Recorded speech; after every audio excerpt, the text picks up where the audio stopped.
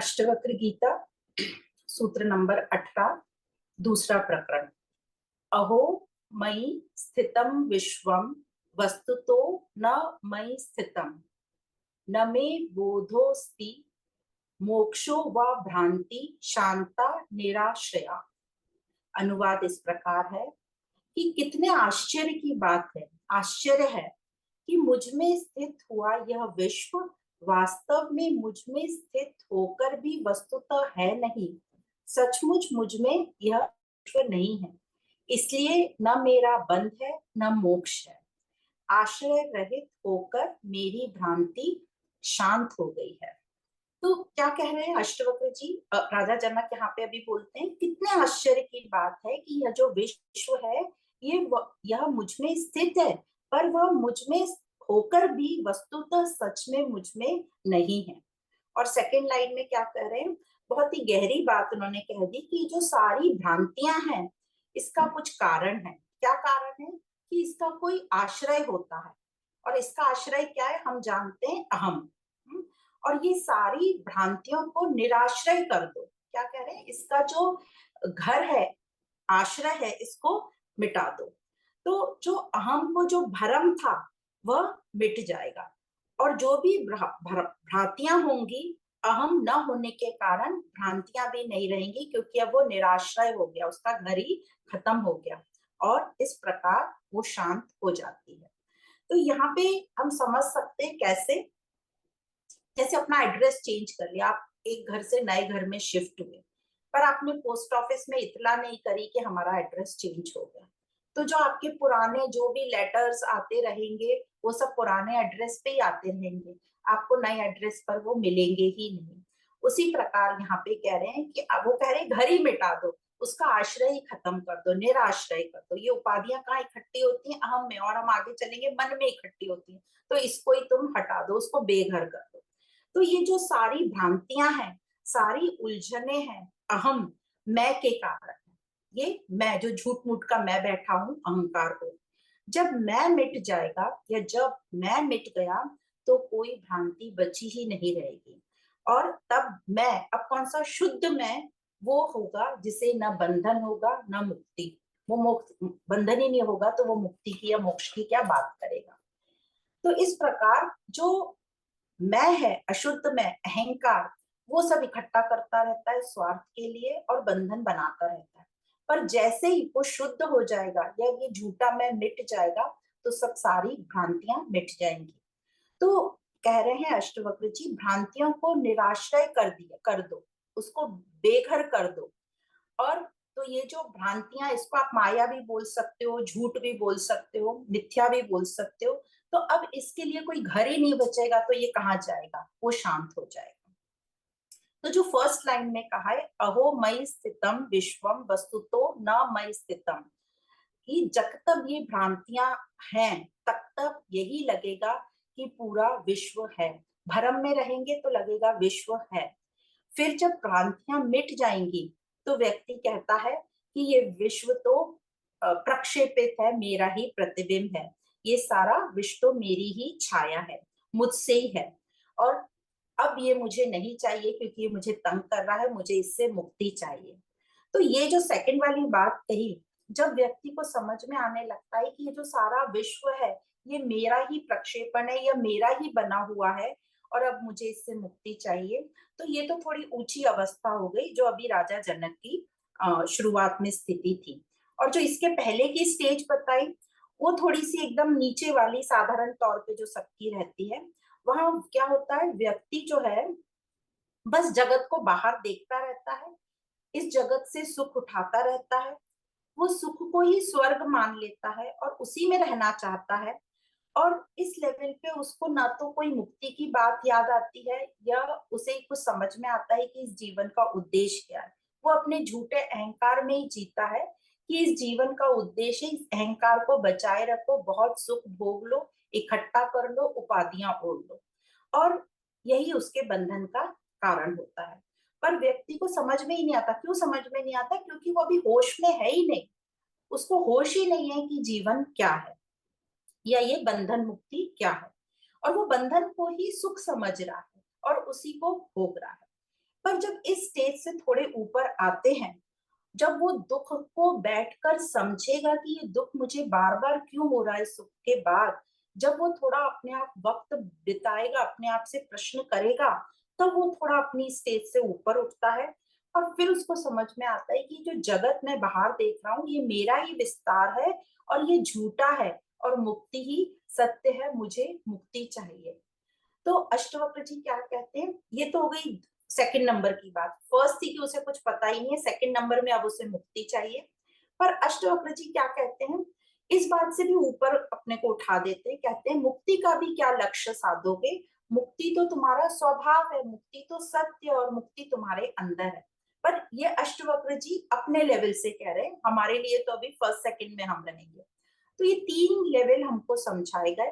पहला एकदम निचला, जिसमें व्यक्ति सुख भोग में ही पड़ा है और उसी को सच मान रहा है, वही जीवन का उद्देश्य है।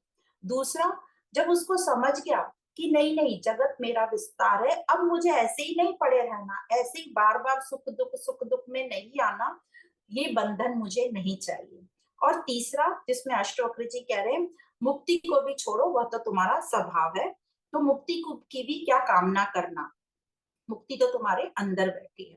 तो ये तीन लेवल हमको समझ में आते हैं, बट अभी हम सेकंड नंबर के लेवल की बात कर रहे हैं। तो ये जो पहला ग्रुप था जिसमें इंसान एकदम निचले दर्जे में, उसको कुछ पता ही नहीं, वो संसार में सुख भोग में लगा है, तो इस वाले ग्रुप से अष्टवक्र जी कुछ नहीं कह रहे, कुछ बोलकर उसको फायदा भी नहीं है। अष्टवक्र जी दूसरे लेवल के लोगों के साथ से बात कर रहे हैं, जैसे राजा जनक से यहाँ पर बात कर रहे हैं, जिनको थोड़ा समझ गया कि मैं कौन हूँ, जगत क्या है, या वो अपने सुख दुख से ऊपर उठना चाहता है, वो ऐसा जीवन व्यतीत नहीं करना चाहता। तो जो समझ गया, मतलब क्या समझ गया कि बाहर जो भी है, विश्व जो भी है, वो मेरा प्रक्षेप है। तो उनसे अष्टवक्र जी कह रहे हैं कि तुम और गहराई से विचार करो, तुम ये बाहर भीतर का जो भेद है इससे परे हो जाओ, इसको छोड़ दो। और जो तुम्हें ये लगता है कि जो बाहर का जगत है वो तुम्हारा ही प्रक्षेपण है, लेकिन तुम ये भी जान लो कि ये जगत जो है तुम में होकर भी तुम में स्थित नहीं है, वस्तुतः नहीं है, वास्तविकता नहीं है कि वो तुम्हारे अंदर है, तुम्हें प्रतीत हो रहा है कि वो तुम्हारे अंदर है, बल्कि है तो कुछ भी नहीं। तो अष्टवक्र जी कहते हैं अब जब है तो नहीं पर हमें दिख रहा है, तो अध्यात्म ज्ञान में हमेशा पूछा जाता है कि किसको दिख रहा है, या कोई बात ऋषि किसको कह रहे हैं, तो यहाँ राजा जनक को कह रहे हैं। और किसको दिख रहा है जगत, राजा जनक को दिख रहा है, या अभी हमारी और आपकी बात है कि किसको दिख रहा है जगत, तो जो प्रश्न पूछ रहा है उसको जगत दिख रहा है, मतलब मुझे दिख रहा है जगत। तो यह विश्व का होना तभी तक है जब तक उसको कोई देखने वाला हो, उसके लिए कोई हो। तो विश्व जो दिखाई दे रहा है, जो हमें भ्रमित या भ्रांति है, जो हमें दिखाई दे रहा है, उसका जो मूल आधार कौन है, मैं हूं, जिसको दिखाई दे रहा है। तो कह रहे हैं अष्टवक्र जी कि विश्व का जो आधार है उसी को हटा दो, निराश्रय कर दो। मतलब ये मैं को दिख रहा है ना, ये मैं को निराश्रय कर दो, मतलब ये जो घर है, मैं है, इसको हटा दो। तो विश्व कहाँ बैठता है, मैं, मतलब मन में, इस मैं को हटा दो। विश्व का जो घर है वो मैं है, इस मैं को तुम मिटा दो, बेघर कर दो, और इसको कहा है निराश्रय कर दो। हम देखते भी है ना संसार में बहुत कुछ चलता होता है, और हम सबका संसार अपने अपने हिसाब से हम बना लेते हैं, जो हमारे अंदर अनुभोक्ता है उस हिसाब से हम अपना अपना जगत कल्पित कर लेते हैं, अपने अपने अहंकार को सेटिस्फाई करने के लिए, अपने अपने अहंकार को बचाए रखने के लिए, जो मुझे पसंद है हम वही करते हैं, और उस हिसाब से हमारा संसार बनता जाता है। अब इससे हमें समझ में आता है कि संसार का निर्माण किसने किया, मेरे संसार का निर्माण मैंने किया। और इस मैं को, इस अहंकार को सत्य से कोई मतलब नहीं है, उसको अपने अपने स्वार्थ से मतलब है। तो इसलिए हम सब स्वार्थ पूर्वक अहंकार के होते हुए अज्ञानता में अपना अपना संसार बनाते रहते हैं, हमें सत्य से कोई लेना देना नहीं है, और इसलिए हम ये सब भ्रांति में रहते हैं, भ्रम में रहते हैं, सिर्फ हम अपने जगत को इम्पोर्टेंस देते हैं। तो मेरे विश्व का रचयिता कौन हुआ, मैं हुआ। और उसका बेस क्या है? स्वार्थ, अज्ञान। और यह बोल सकते हैं अहम, अहम के हाथ में है ये पूरा नियंत्रण करना अपना जगत, तो अपना व्यक्तिगत अहंकार हुआ। तो इस मैं जो अहम है, जो सबका घर बना बैठा है, उसे हटाने की बात अष्टवक्र जी कर रहे हैं। जब घर ही नहीं रहेगा तो किसी भी जगत का होना होगा ही नहीं, आश्रय नहीं रहेगा, निराश्रय हो जाएगा। तो मैं को हटाना है, मैं को मिटाना है। कैसे?